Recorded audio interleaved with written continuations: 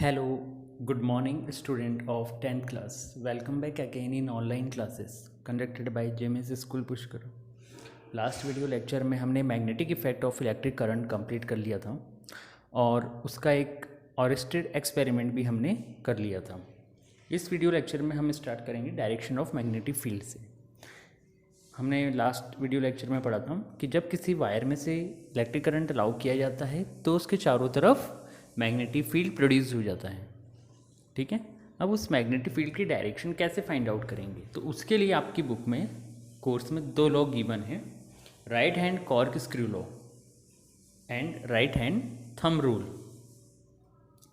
तो स्टार्ट करते हैं right handed cork screw law से।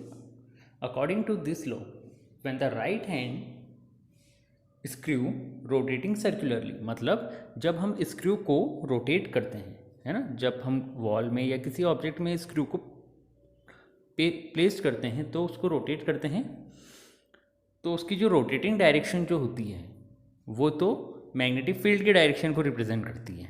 ठीक है ना, पेज की जो रोटेटिंग डायरेक्शन जो होती है स्क्रू की, वो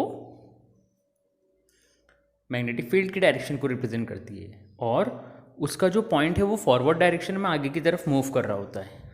उसकी जो डायरेक्शन होती है वो करंट की डायरेक्शन को रिप्रेजेंट करती है। तो इस एग्जांपल की हेल्प से मैग्नेटिक फील्ड की डायरेक्शन को फाइंड आउट किया जा सकता है। ठीक है, तो इसलिए इस लॉ को नाम दिया right handed cork screw law. एक बार वापस पढ़ लेते हैं। According to this law, when the right handed screw rotating circularly, then the direction of rotating of screw gives the direction of magnetic field and the direction of moving point of screw gives the direction of electric current। ठीक है, आपको समझ में आ गया होगा। अब है right handed thumb rule या थंब लॉ।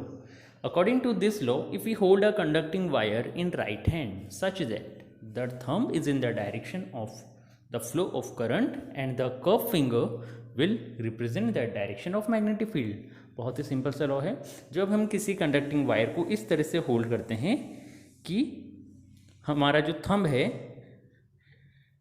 वो इलेक्ट्रिक करंट की डायरेक्शन को रिप्रेजेंट करता है, तो हमारी जो कर्ली फिंगर्स होंगी वो मैग्नेटिक फील्ड की डायरेक्शन को रिप्रेजेंट करेंगी। ठीक है,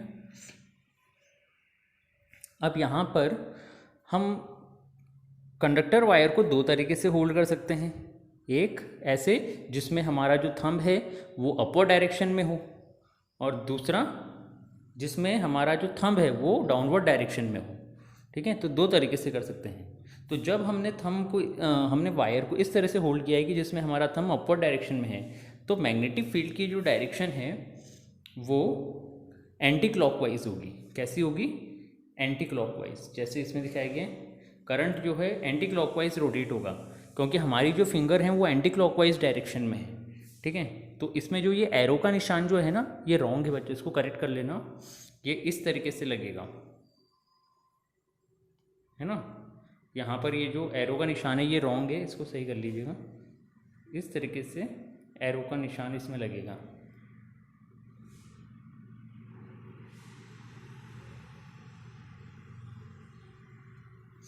ठीक है, ये वाला सही है।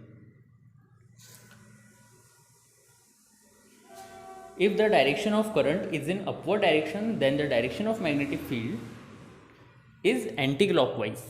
ठीक है, if the direction of current is in downward direction, then the direction of magnetic field is clockwise direction। ठीक है, आपको ये लॉ समझ में आ गया होगा, बहुत ही सिंपल सा लॉ है। अब पढ़ते हैं आगे magnetic field. The area around the bar magnet in which any magnetic material experienced the magnetic force is called magnetic field। किसी बार मैग्नेट के चारों ओर का वह एरिया जिसमें कोई भी magnetic material like iron, cobalt, निकल एक मैग्नेटिक फोर्स एक्सपीरियंस करते हैं, उस एरिया को मैग्नेटिक फील्ड कहा जाता है। ठीक है, जैसे कोई मैग्नेट है या चुंबक है, वो आपने किसी जगह रख दिया, उसके चारों तरफ का वो एरिया जहाँ तक कोई भी मैग्नेटिक मटेरियल एक फोर्स को एक्सपीरियंस कर सकता है या फील कर सकता है, उस एरिया को मैग्नेटिक फील्ड कहा जाता है। ठीक है। अब ये जो डायग्राम है ये एग्ज़ाम में पूछ लिया जाता है, तो ये इम्पॉर्टेंट है बच्चों। ठीक है, कैसे बनाओगे इसको? आपको एक मैग्नेट बनानी है, ठीक है, जिसमें एक पॉइंट जो होगा नॉर्थ होगा और एक पॉइंट जो होगा वो साउथ होगा। अब बच्चों यहाँ पर आपको एक बात का ध्यान रखना है कि इसमें ये वाला साउथ है और ये वाला नॉर्थ है, ठीक है। तो इसमें मैग्नेटिक फील्ड की जो डायरेक्शन होती है वो हमेशा नॉर्थ टू साउथ होती है ना। जैसे आपने नॉर्थ ये वाला कर रखा है तो मैग्नेटिक फील्ड ऐसे जाएगी, ठीक है। अब इसमें जो एरो का जो निशान है वो ऐसे होगा, ठीक है, इस तरीके से।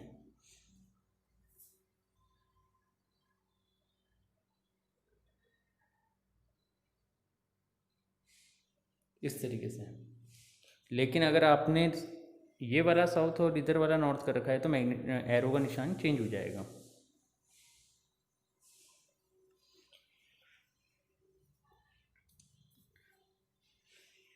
Magnetic field lines. अब यहाँ पर मैग्नेटिक फील्ड लाइंस क्या होती हैं, इनकी प्रॉपर्टीज गिवन है।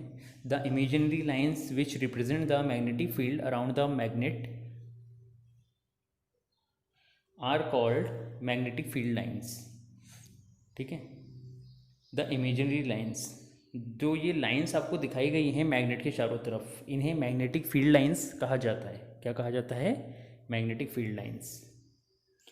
अब इनकी कुछ प्रॉपर्टीज़ हैं। The direction of magnetic field lines always from north to south. जैसे कि मैंने आपको बताया मैग्नेटिक फील्ड की डायरेक्शन हमेशा नॉर्थ से साउथ की तरफ है। ये देखो इस तरह से जा रही है, ये एरो का निशान ऐसे है, ठीक है ना, इधर से प्रोड्यूस हो रही है, यूं प्रोड्यूस हो रही है, ठीक है।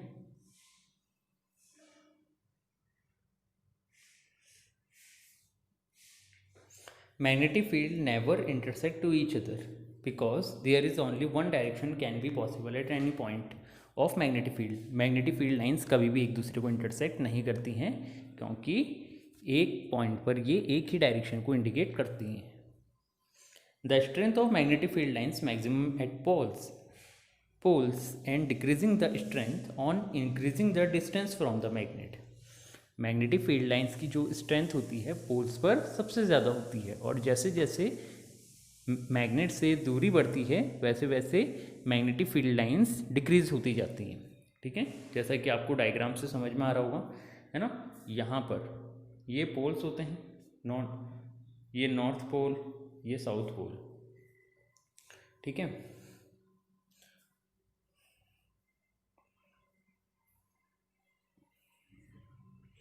नेक्स्ट टॉपिक है मैग्नेटिक फ्लक्स।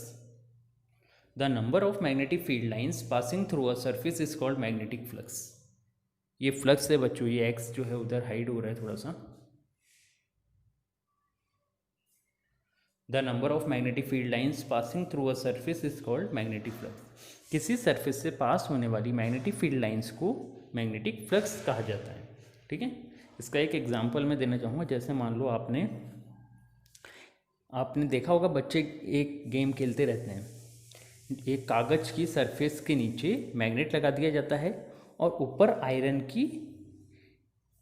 का कॉइन या ब्लेड ऊपर रख देते हैं, ठीक है। नीचे से जब हम आयरन को मूव करते हैं तो वो ब्लेड या आयरन का ऑब्जेक्ट भी मूव होता है, ठीक है। इसका मतलब उस सरफेस से कुछ लाइंस या कुछ फील्ड लाइंस प्रोड्यूस हो रही हैं, उन्हें मैग्नेटिक फील्ड लाइंस कहा जाता है। और उन्हीं मैग्नेटिक फील्ड लाइंस को मैग्नेटिक फ्लक्स भी कहा जाता है, ठीक है। तो the number of magnetic field lines passing through a surface is called magnetic flux. इसकी एसआई यूनिट वेबर होती है, WEBER। शॉर्ट में WB से इसको रिप्रेजेंट करते हैं। Electromagnetic induction, the process in which induced current is produced in conducting coil due to changing in magnetic flux when relative motion between coil and bar magnet is called electromagnetic induction। Electromagnetic induction जो है ये सबसे पहले Faraday ने दिया था, ठीक है। इसलिए फैराडे ने इसका एक्सपेरिमेंट अच्छे से समझाया है। इलेक्ट्रोमैग्नेटिक इंडक्शन क्या होता है बच्चों कि जब किसी कॉइल या जो वायर की कॉइल होती है कंडक्टिंग वायर की, उसके आसपास जब हम मैग्नेट मूव करते हैं तो उसमें से इलेक्ट्रिसिटी प्रोड्यूस होती है। ठीक है, जब किसी कॉइल के आसपास मैग्नेट मूव किया जाता है या कॉइल को मैग्नेट के आसपास मूव कराया जाता है तो उस कॉइल में से इलेक्ट्रिसिटी प्रोड्यूस हो जाती है। ठीक है, और इस प्रोड्यूस इलेक्ट्रिसिटी को इंड्यूस्ड करंट कहा जाता है। क्या कहा जाता है? Induced current. इसलिए इस प्रोसेस का नाम है इलेक्ट्रोमैग्नेटिक इंडक्शन। क्या नाम है? इलेक्ट्रोमैग्नेटिक इंडक्शन, क्योंकि इसमें मैग्नेट की वजह से इलेक्ट्रिसिटी प्रोड्यूस हो सकती है और वायर की वजह से या कॉइल की वजह से मूवमेंट कराने से कॉइल में इलेक्ट्रिसिटी प्रोड्यूस होती है। इसलिए इस प्रोसेस को इलेक्ट्रोमैग्नेटिक इंडक्शन कहा जाता है। तो एक बार इसकी वापस से डेफिनेशन रीड कर लेते हैं। The process in which induced current is produced in conducting coil due to changing in magnetic field lines, magnetic flux when relative motion between coil and bar magnet is called electromagnetic induction. मतलब या तो coil को move करा लो और magnet को stationery state में रख लो, या फिर मैग्नेट को मूव कराकर हम कॉइल को स्टेशनरी स्टेट में रख सकते हैं। तो दोनों ही स्टेट में क्या होगा? कॉइल में से इलेक्ट्रिसिटी पास होगी। समझते हैं इसको। Faraday experiment of the electromagnetic induction.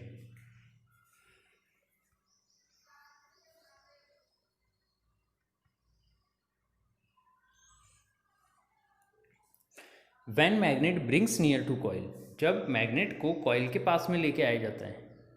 ठीक है, आपको ये डायग्राम यहाँ पर दिखाई दे रहा है। इसमें आपको दिखाई दे रहा है कि जब किसी मैग्नेट को कॉइल के पास में लेके लाया जा रहा है। ठीक है, तो इसमें से जो ये गैल्वेनोमीटर है इसकी नीडल में डिफ्लेक्शन आ रहा है। आपने गैल्वेनोमीटर स्टार्टिंग में पढ़ा था, इलेक्ट्रिक करंट की डायरेक्शन वो बताता है। मतलब ये बता रहा है कि इसमें से इलेक्ट्रिक करंट अलाउ हो रहा है। ठीक है, तो जैसे ही हम मैग्नेट को कॉइल की तरफ मूव करा रहे हैं तो क्या हो रहा है? इसमें डिफ्लेक्शन आ रहा है नीडल में। इसका मतलब इसमें इलेक्ट्रिसिटी पास हो रही है। अब इसके जस्ट अपोजिट केस है second case, when magnets brings away from the coil. अब हम मैग्नेट को पहले तो क्या कर रहे थे? पास में लेके जा रहे थे। इस वाले केस में क्या है? अपोजिट डायरेक्शन में लेके जा रहे हैं, यानी पीछे की तरफ लेके जा रहे हैं, दूर लेके जा रहे हैं। डायग्राम से समझ में आ रहा है आपको? इसमें दूर लेके जा रहे हैं। तो अब इलेक्ट्रिक करंट की डायरेक्शन अपोजिट हो जाएगी।